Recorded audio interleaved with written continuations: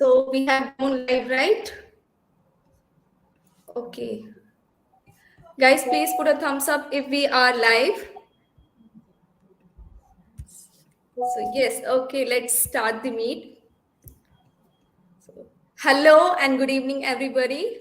How are you? I hope you all are doing well. Well, I welcome you all to our YouTube live stream and thank you very much for joining us today. So this live stream is going to be our last live stream and it is going to be last but not the least. And we have a very special guest, and that guest is going to make most out of it. And I want you to all to get most out of it.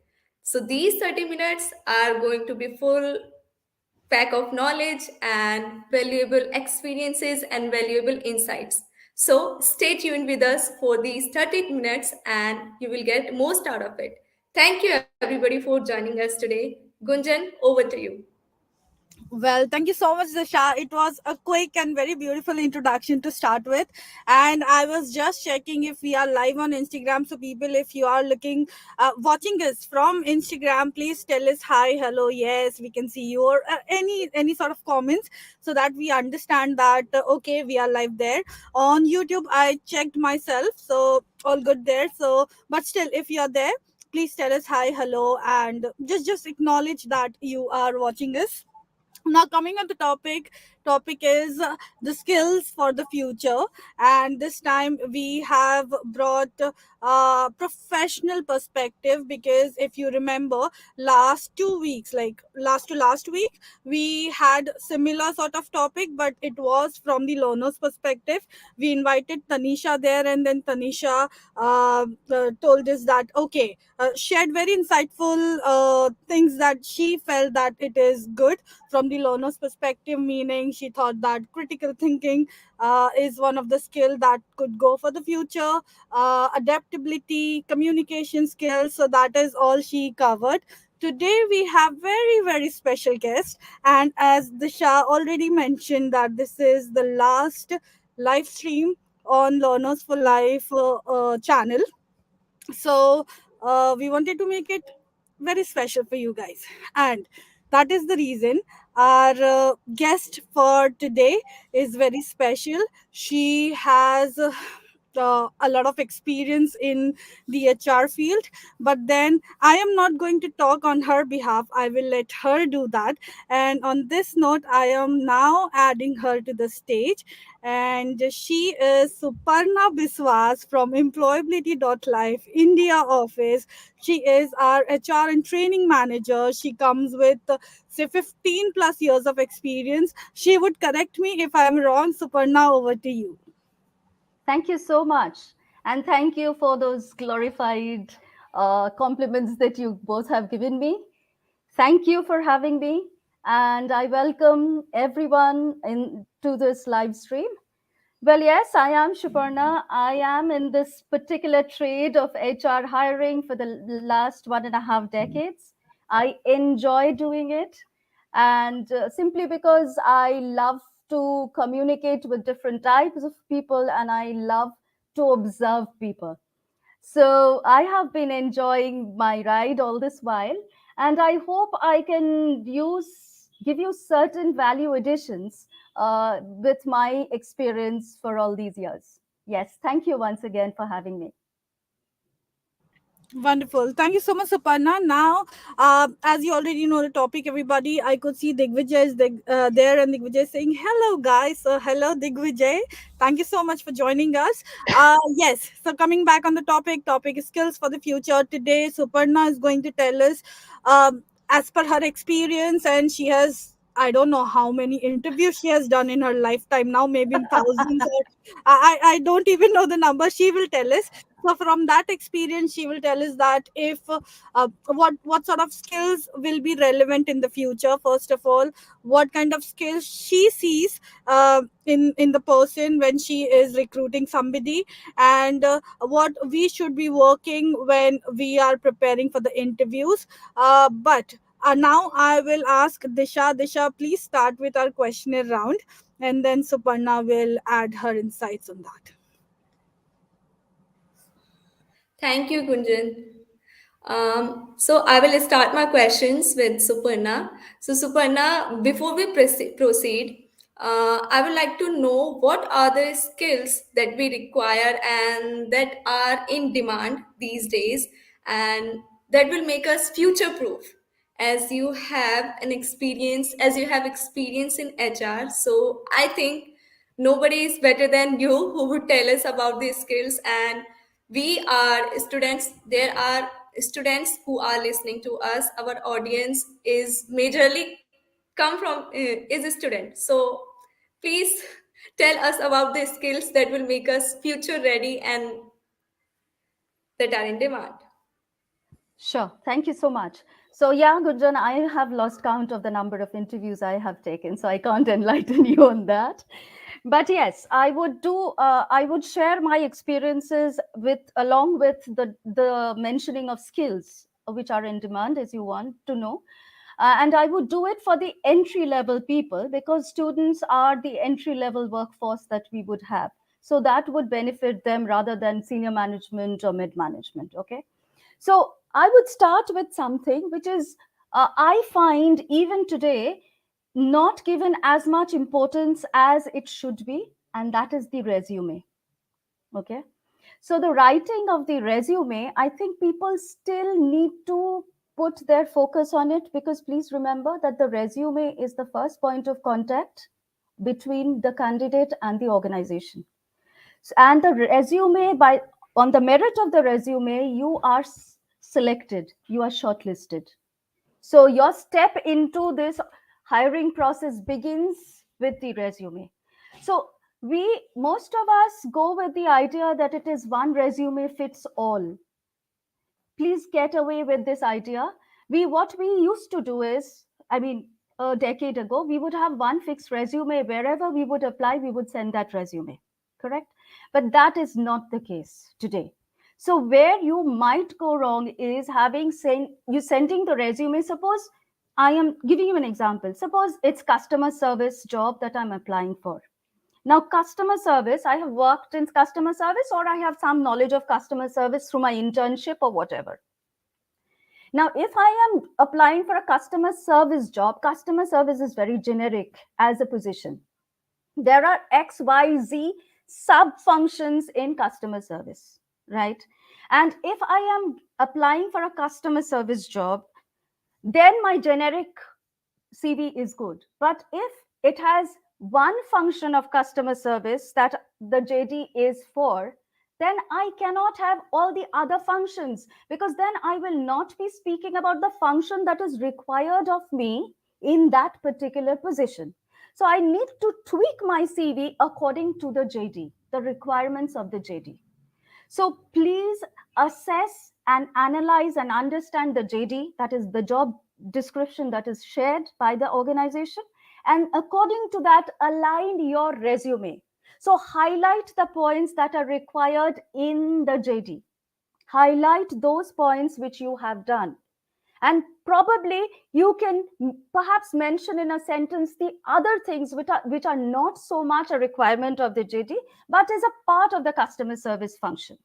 Okay, so you have to tweak your CVs according to the JD, which is not done today. Secondly, please understand you need to use certain specific search words. Like in customer service, retention is one thing. So if the JD demands the function of retention, my CV should have the word retention because you understand that for one position there are innumerable number of CVs that come up, and it is humanly not possible for an HR to have strict timelines to close the position and go line by line on the CV. So what happens is in this manual process, if you're using the right catchwords or the right search words from the JD, it helps HR in shortlisting your CV. After all, we are humans, so being tired, being exhausted, all those factor in comes in. People admit, people don't admit. And even if it's a bot which is shortlisting your CV, then it's all the more relevant that you have the exact search words in your CVs, because otherwise the bots will not pick up your CV, right? Because they Bots are programmed to look for those search words. Correct? So please align your CV to the JD. It is very important. But a word of caution here. Please don't go overboard in claiming things you've not done. Be as genuine as possible. Because I'll tell you what I'll do. I'll tell you what most HRs do. Suppose you have written X, I have done X, Y, Z jobs. If somehow it hits me as, or it strikes me that it can't be possible that you, being a fresher, you know all the functions. So I will pick up on Y and ask you, tell me something what you've done in Y. And from the way you say it, I will guess whether you've done it, you've not done it. So let's be honest, as you know, you are freshers. No one expects you, let's face it, no one expects you to know everything. When a company is hiring freshers, they know that they have to be given a minimum amount of training. So it is better to be genuine. Please come across as genuine. There is no proxy for being genuine. You will always get paid for being genuine. So that is one thing. Now, the second thing is preparing for the interview. If you've got shortlisted, that means you've actually crossed a mountain. And now it's the interview phase. Before you go to the interview, what you need to do is you need to read up on the company. Do your homework on the company. Go to the net, go to the website of the company, search about the company. You will find ample number of materials around, because that shows that you have a genuine interest in the company, in the job, and you are enthusiastic. So knowing about the company is, sets you apart to the whoever's taking your first round, right? So do the research. Now, you might find things in the website you're not understanding. You might find things in the JD which you're not understanding. Write down those questions. Pick up 3 of the most relevant questions and keep it ready, so that when you have this discussion in the first round, you can use those questions. See, it will show your involvement and engagement. So these are very short tips I'm giving you, which will create an impression. Okay.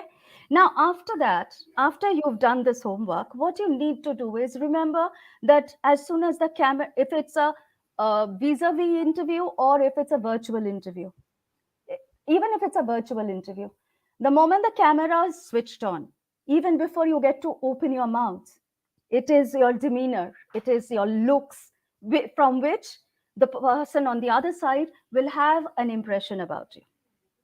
So dress professionally and be groomed. I know that now, till another, I would say 7-8 years ago, people would be suited and everything. Now there are IT companies, they are very relaxed in their dress codes. However, your grooming has nothing to do with dress codes. So have a grooming, a professionalism where the other person would want or to talk to you, would think that, okay, you've taken this interview seriously, right? And finally, this is, said so many times, be confident. Your voice should reflect the confidence. Look in the eyes when you are talking, and be engaged and have a friendly demeanor. Everyone wants to speak to somebody who exudes a friendly charm. Yeah. Okay. So these are the things I feel that people should pay more attention to, because seriously, these things are lacking. I still find that to be lacking. It's sad, but that is the reason I took so much time in delineating. The other thing, which is very important, is communication skills. Now, you have to have strong written and verbal communication, goes without saying, because you have to communicate with your peers, you will have to communicate with your other employees, management, your external contractors. So communication is important. Yeah. Now that is verbal. Another aspect of communication, which I believe is more powerful than verbal communication, is the non-verbal communication, which is the body language. Yeah. I, for one, you can call me an old-minded HR, but I get more out of non-verbal communication from of a candidate than I get from a verbal, because you can mentally train yourself to use the correct words, the correct phrases, and the correct tone of voice. But not every time in a stressful situation can you alter or can you monitor your non-verbal communications. So you be careful of your facial muscles, how you are using them. Be careful of how you're using your hands, because those give away very powerful information about you. Yeah. Right? Okay. Then, of course, the interpersonal skills. You will have to navigate different kinds of people at work, right? So everyone is not going to be of your liking, and everyone's not going to be like you. So there is this interpersonal dynamics that you've got to navigate, and in spite of it, build relations. I might not like you, but I cannot manage to avoid you because you're part of my team. So I have to get along. So that interpersonal skills is very important, right? Then the analytical skills and the problem solving skills are equally important, because the problem solving skills are important because you will find some problem or the other during your day to day work life, and you are expected to do the troubleshooting and solve the problems, especially if you're in the customer connect, the front end, in the customer connect end. Then solving the problems in minimum turnaround time is very important. So you will have to think on your feet. So the ability to think on your feet and solve the problem is what is very, very important. So that skill is relevant. Now, adaptability is another thing, very, very important. Why is it important? See, every company has their own mission, vision, values, and cultures. Yeah. So, an HR will always try to see those telltale signs in an individual, which will say that that person is able to adapt in different surroundings or in the culture of my organization. That willingness to adapt, willingness to accept change, this adaptability is very, very important, and that is what you will score if you have that kind of a mindset. Okay, then of course you will have to have the strategic thinking and leadership skills, but those, because you are at entry level, we will look into those signs to keeping you in mind for the future, whether you display your leadership skills or you have these strategic thinking ability. See, strategic thinking is nothing but just having the mindset which helps you to contribute to the achievement of the organizational goals. So these are the few things that are important, I see, in which is very relevant in today's interview that we actually look for. Thank you so much, Suparna. I think you have covered almost everything that we had questions on. And okay, Disha is here. I was waiting for her because here Disha is the use case Yes. for us. And I Yes. wanted to ask Disha, how did you feel about whatever Suparna just mentioned? Do you think that it is useful It's for you? useful. Yeah. Yes. What is your comment on it, first of all?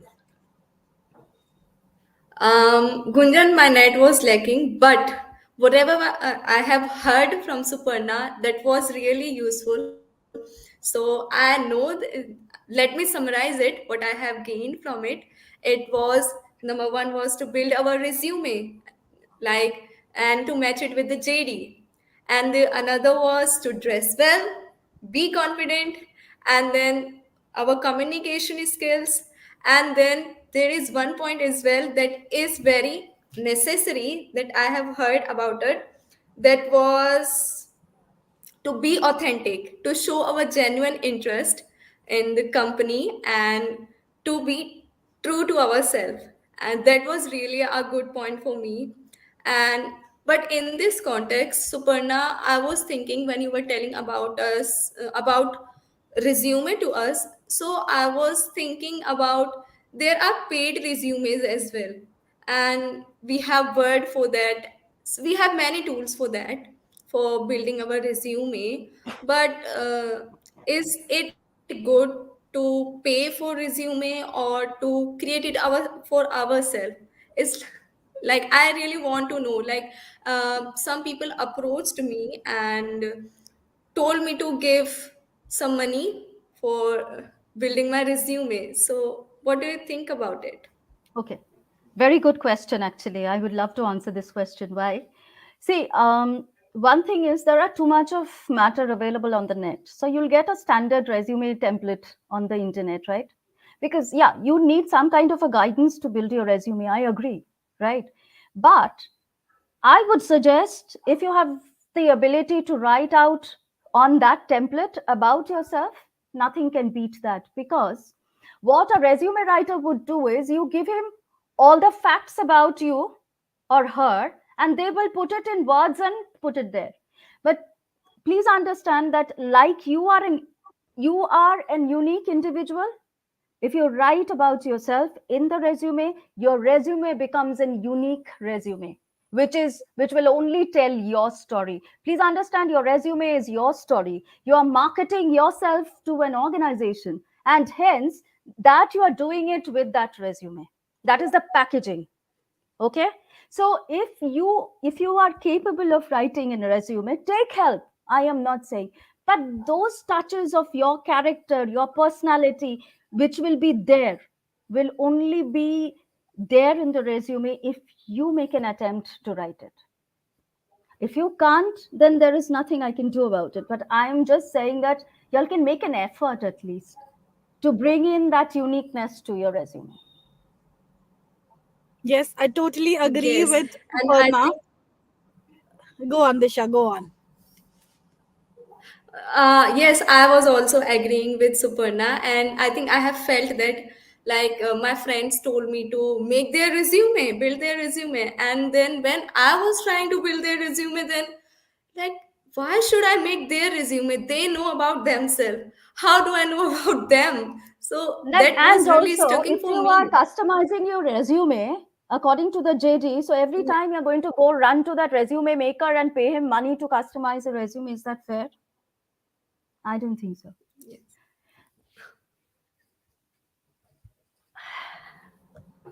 Cool. Okay. Disha, do you want to take next question? I will actually go ahead because I'm looking at the time now. We all only have like Yes. 8 minutes. So, Suparna, you have mentioned so many skills: adaptability, analytical skills, communication, authenticity, build your own resume, everything.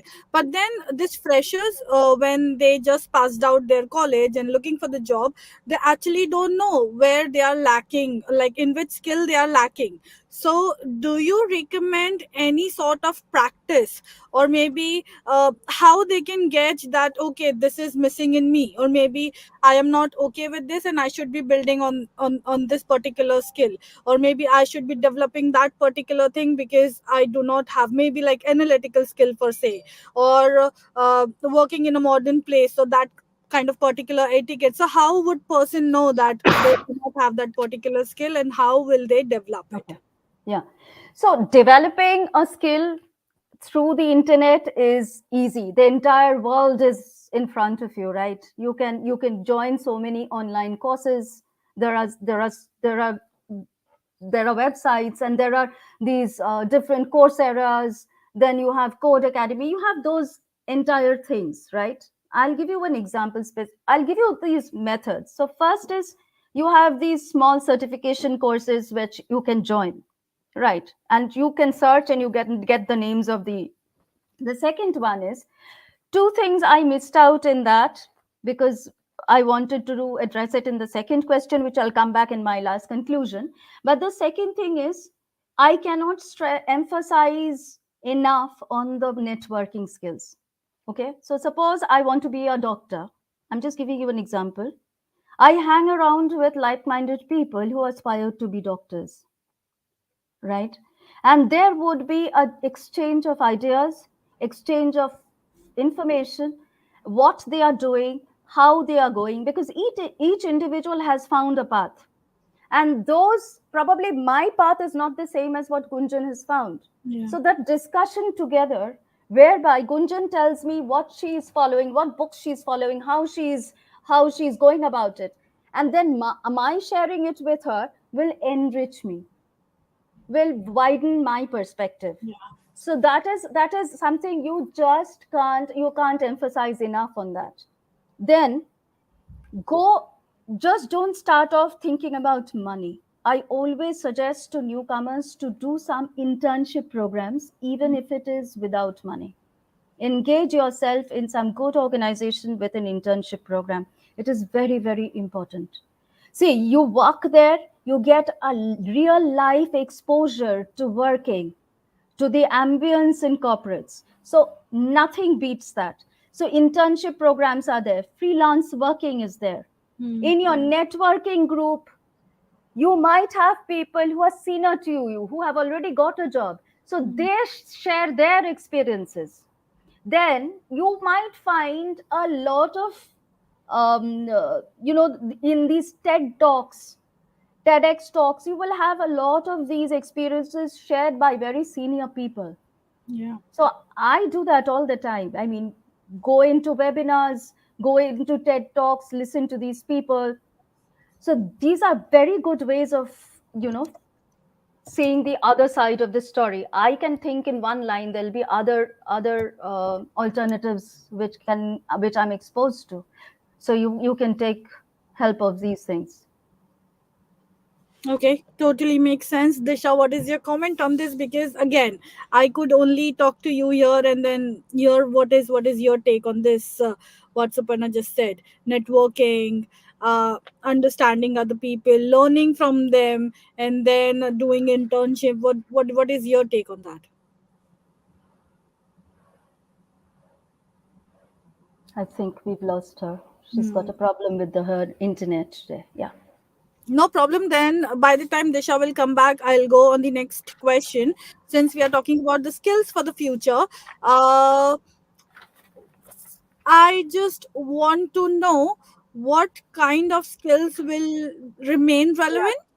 Yeah. And secondly, um, relevance is the first part, and secondly, how would person should keep themselves up to date or Mhm. with the skills, like how would they know that okay, after 2 years this skill will relevant or not, will remain relevant or not, and then how would they know that okay, this is particular skill that will go for longer time, or maybe I should keep on like how, like do you have any resources, influencers, links, what a person should do to do that? Correct. So let me come back to the future skills which are going to be relevant in the future, which HR will look into. Yeah. So they are some of the skills. See, in this ever evolving world, some of the skills will also remain in the future, right? Which we have now, and there are some few additions which are there because the world is evolving every day. So communication skills, verbal, non-verbal, exists, right? Then of course adaptability and flexibility will always exist, Yeah. because here adaptable and flexibility means you are showing some kind of a tendency to accept change, and change will be an opportunity to learn.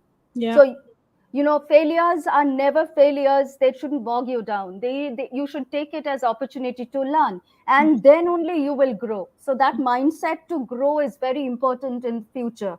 So you need to display the growth mindset, right? Then of course another thing which is very important, especially now, is cultural competence.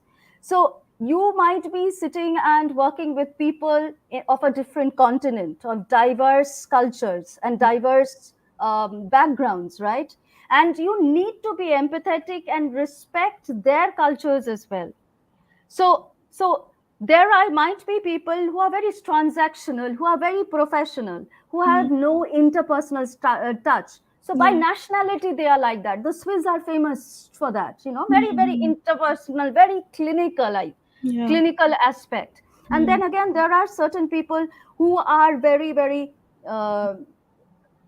very they want to stick in the group, they want to be collective, as opposed to the transactional and individualistic attitude of the Swiss people. There might be people who are very collective, they want to stick around, they are very good, interpersonal skills are very high.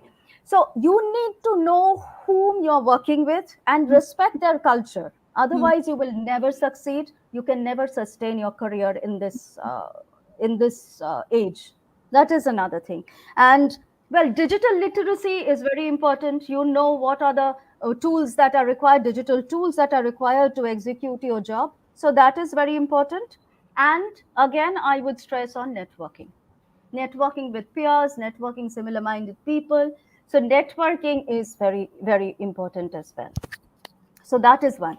Now, if you're telling me how, as I already said, what are the specific resources you can take? You can join projects, you can go and join internship programs, you can freelance, you can go to websites.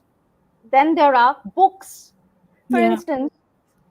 instance, I read books, okay? And I have read, if you've heard of the book called Lean In. Lean In is by Sheryl Sandberg, who was the COO of Facebook. Okay. So she delineates her journey. Okay. Now another thing that I would want is always take feedbacks. See about your empathy in interpersonal skills. How empathetic are you? Your peers who are working with you day and night are the best people to tell you what is your empathy level. Or should you be a little more patient? Should you be a little more, sympathetic to people? Should you be less harsh? Should you speak up a little more because you're very docile? So if you work on these, you constantly take feedbacks from your peers, from people around you, and you display that growth mindset that I want to grow, then I don't think anything can stop you in any way. Thank you, Suparna. It was very insightful. I don't know, Disha has. I Uh, know Disha's had a bad day with the internet today.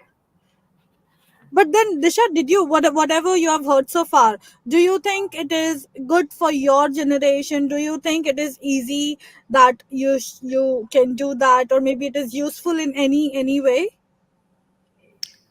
Of course, Gunjan, as I heard the first question's answer, that was really fascinating for me.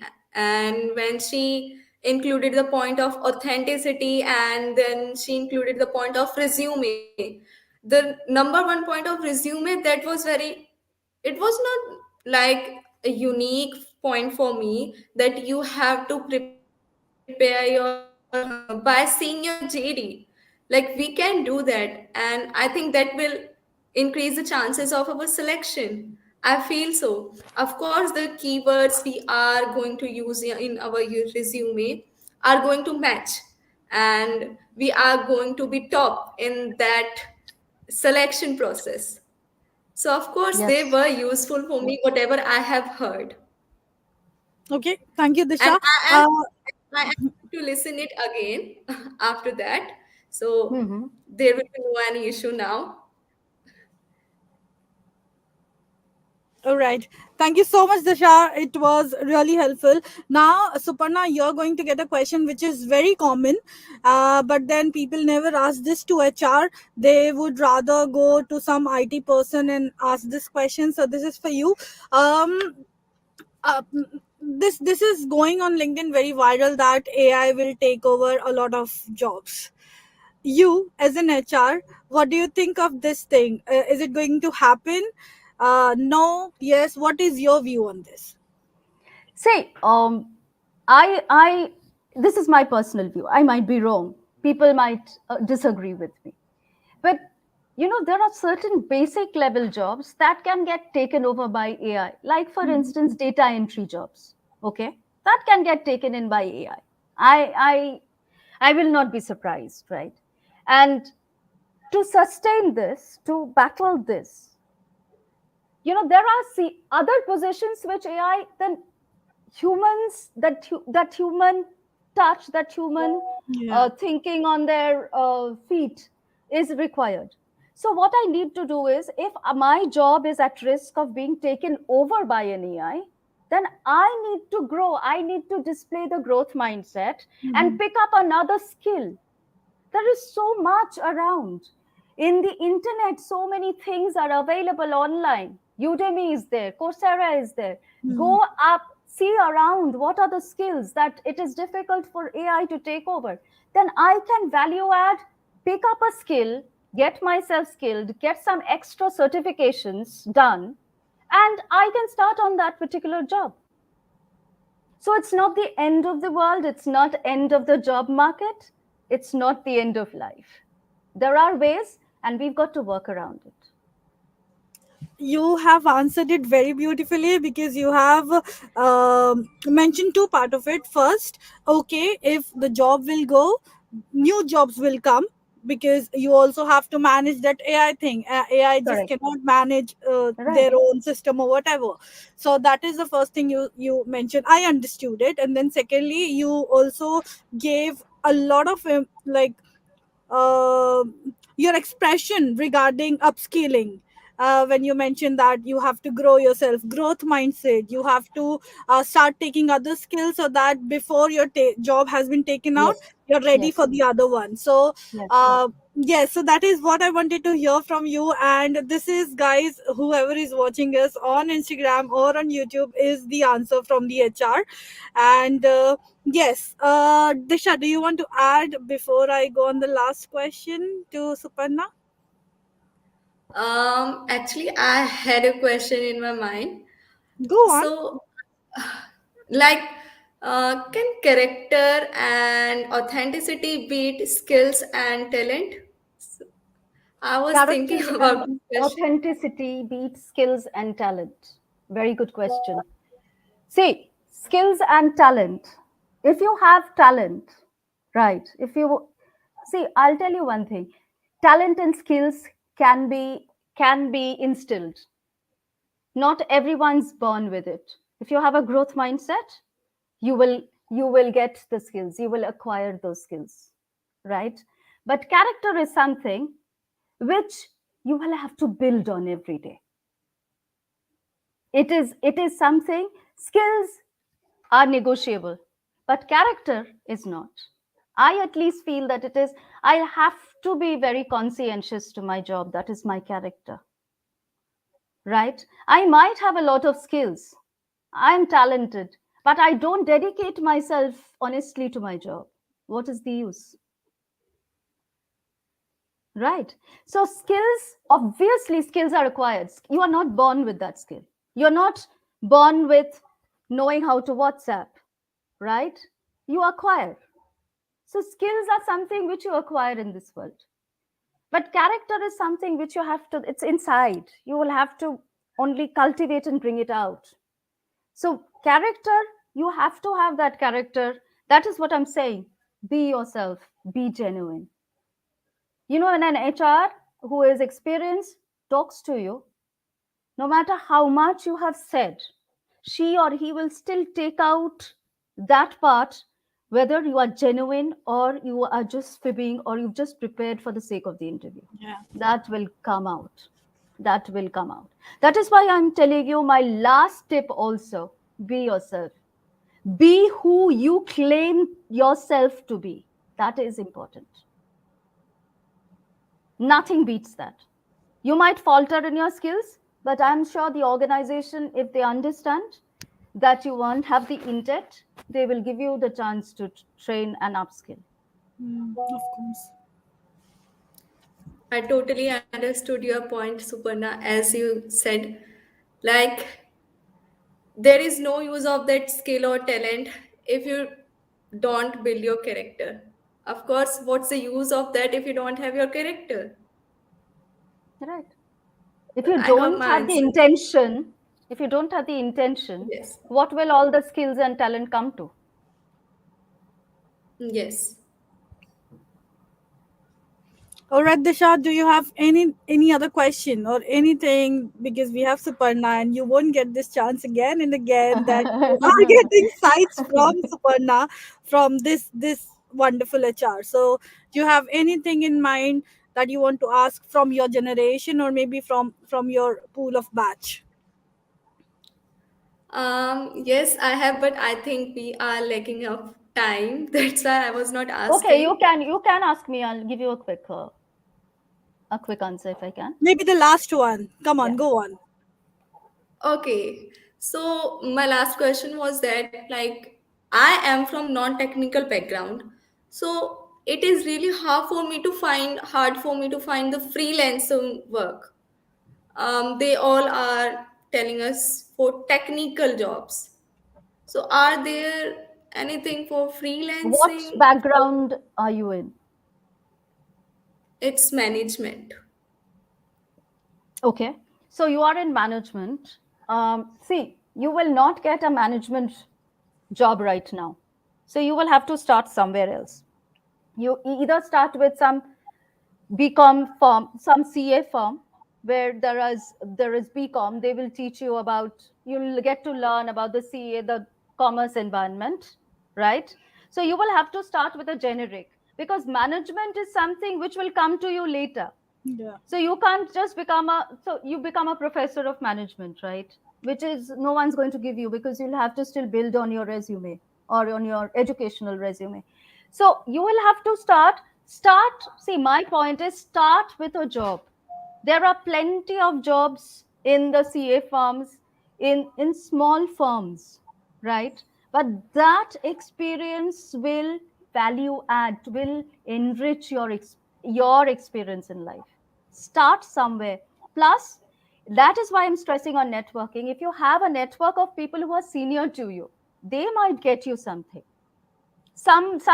Either their own company is looking for someone to come in and give some free service. Get on that bandwagon. Spend a 6 months, spend a year. Then you'll see that you will be able to write your resume better, right? Yeah. So I'm sorry. Go on, Suparna. Sorry. no, so that is what I'm saying. Don't run after money. You have your entire life ahead of you. I know you would appreciate some pocket money, understandable. But I'm telling you, if you want to be serious about your career, I'd suggest that do these odd jobs which doesn't fetch you money. But do it. Stick with it for a year, or stick with it for at least 6 months. That will help you, your outlook will increase once you start working, because starting to work is a different experience altogether. So you are very green now, very, very raw. You see, there's a huge difference between academic world and professional world. So once you start moving to an environment, even if you don't get paid, you start picking up that vibe of a professional environment. That will value add, rather than sitting in the house and going through websites and not achieving much. And you become depressed also, right? It's that, what am I doing, wasting my day every day? Get involved. That's what I'm saying. Anything, internship programs, freelance work, personal projects. There are people who are doing projects. They might want you to write a little bit. I mean, help them with the project. Get involved. Get involved. You will draw something, some experience from that. If you get a job in between, nothing like it, but don't sit. I'm saying get yourself occupied by any of these things. It will value add. No experience goes waste in the long run. Wonderful. Thank you, Suparna. And I wanted to add something here, Disha, because you said management, but there are a lot of people who must be looking freelance work in the creative field, or maybe marketing, digital marketing, data entry jobs. So for that, there are this website which is worth looking for. I mean, just make your profile on it, and they give you notifications if they have any sort of job according to your resume or whatever skills you're putting. So one of them is Upwork. Upwork. Yeah, Upwork is there. And then freelance.com, that is the other one. I am not sure if that is working in India, but Upwork is there in India. Yeah, uh, Upwork is there. yeah, remote jobs is there. Remotejobs.com, again, I'm not sure if it is working in India, but here in the UK it works. Even if on Google you will put Upwork, you will see other sites as well which is providing Similar, skills. Yeah. similar. One Yeah. more thing, Disha, I would stress, go into LinkedIn, get involved and engaged with LinkedIn. LinkedIn is a very good tool, very, very good tool. Get involved in LinkedIn. And on your LinkedIn page, write that I am open to freelancing I am, this is my education qualification, so I'm open to freelancing, I'm open to internship programs, and I'm open to personal projects. So Yeah. write that and leave it. And expand your networking in LinkedIn. Keep connecting with people who are in the field which you want to work in. So keep connecting there. Increase your network. Someone might will see and pick you up. I got it, Suparna. So you are telling me to networking, and Gunjan has told me some tools. Yes. And guys, Hmm. as Gunjan has mentioned some tools, Gunjan, can we put it in the chat box so that our viewers can also see Yeah. those Right. tools, and Right. it will be very helpful for you guys. So for in finding the freelancing work. Hmm.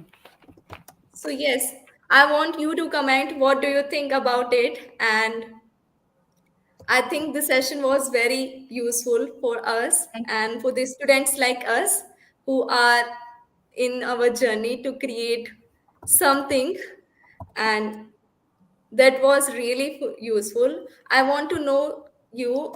I want to know, guys, what do you think about it, and do you have any questions? If you have, so please put them in the comment box. We are ready to give those answers, and we have a wonderful HR who will give your answers, and I think we will not get that chance again. Thank you, Disha. And this is giving me a lovely segue to not to forget telling that this is the last live stream of a Learner for Life live stream channel.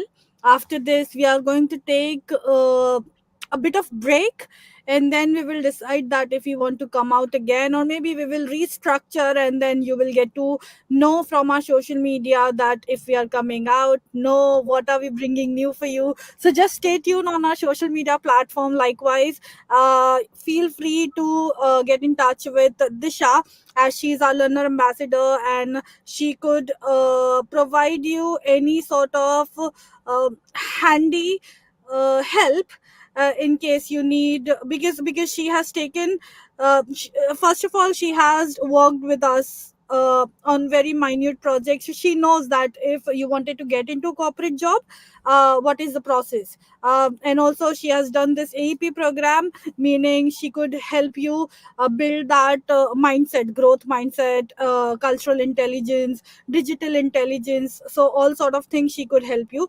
Suparna is here, of course. You can get in touch with her as well on LinkedIn if you have any questions, and I am always there. So if you have any questions regarding um, marketing sector, or maybe anything regarding your career, you want a career advice, or you want to any sort of question regarding your professional life, we are there. You can get in touch with us. For now, I will wrap up this session, but I wanted to really give big appreciation to Suparna. Suparna didn't know that she's going to be the showstopper of today's live stream. So it was a surprise for her. But thank you so much, Suparna. You have given us your valuable time, and just not valuable time, and also your valuable insights. And we got some internal. What do we say, internal insights in terms of if now we are going to go for the interview, we will be prepared, because now we have heard it from the HR. So that goes in mind like very quickly, rather than if I am speaking or Disha is speaking. If you are speaking the same thing, we will get it. Oh, some HR is telling this, so just do that, because we want to learn for that particular job. So yes, thank you very much for giving us your time today. Disha, you have done very great job, and it's just not you. I will also mention Vivek, because you both as a team has done this Learner for Life, given a brand name, I would say, because you guys were the face of this live stream. People have seen you like for I don't know how many episodes now. So I am looking forward to getting in touch with you both again, if we are coming out again with another sort of live stream. So yes, you will be there, of course. For now, I cannot see any comments or anything on the chat, meaning people are happy as well. So for now, I will sign off. Once again, thank you so much, Suparna. Disha, thank you. Vivek, if you will see this recording, thank you to you too. And I will sign off. I will end the stream now. Thank you so much. Thank you.